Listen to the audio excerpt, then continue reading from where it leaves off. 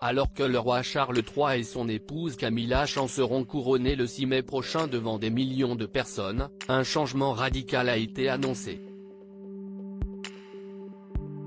Le jeudi 2 février 2023, la Banque centrale australienne a indiqué vouloir ajouter un motif honorant la culture autochtone sur les billets de 5 $, à la place du nouveau roi. Depuis le décès de sa mère, la reine Elisabeth II, le jeudi 8 septembre 2022, le nouveau roi, Charles III, a choisi d'effectuer quelques changements pour donner une nouvelle image de la monarchie britannique. Un objectif clair, depuis qu'il a été nommé roi du Royaume-Uni, mais aussi du Commonwealth. Ses premiers objectifs sont les suivants: le roi Charles III aurait pour souhait de vendre certaines propriétés qui appartiennent à la monarchie, mais aussi de s'impliquer plus grandement dans les problématiques environnementales et crises humanitaires. Mais ce n'est pas tout. Lorsqu'un changement de monarque a lieu, le changement des billets et des pièces de monnaie également. Depuis pas moins de 70 ans, le visage si connu de la reine Elisabeth II était imprimé sur les billets des livres britanniques. Mais dans quelques mois, la totalité des billets de 5, 10, 20, 50 et 100 livres et les pièces de 1, 2, 5, 10, 20 et 50 pence et de 1 et 2 livres seront à l'effigie du roi Charles III. Sauf dans un pays, qui appartient au Commonwealth.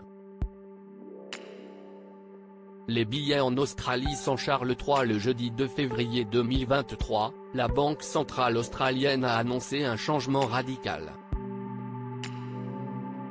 Elle a indiqué vouloir intégrer, à la place du visage du roi Charles III, un motif honorant la culture autochtone sur les billets de 5 $, sur lequel figurait auparavant le portrait d'Elisabeth II. En effet, en Australie, selon BFM TV, le billet de 5 $ est bien le seul sur lequel figure un monarque britannique. Néanmoins, pour ce changement de règne, la Reserve Bank of Australia a indiqué que les populations autochtones seront consultées sur un nouveau design. Si les prochains billets mettront plusieurs années à être conçus et imprimés, ceux encore à l'effigie d'Elisabeth II et toujours en circulation continueront d'avoir cours légal.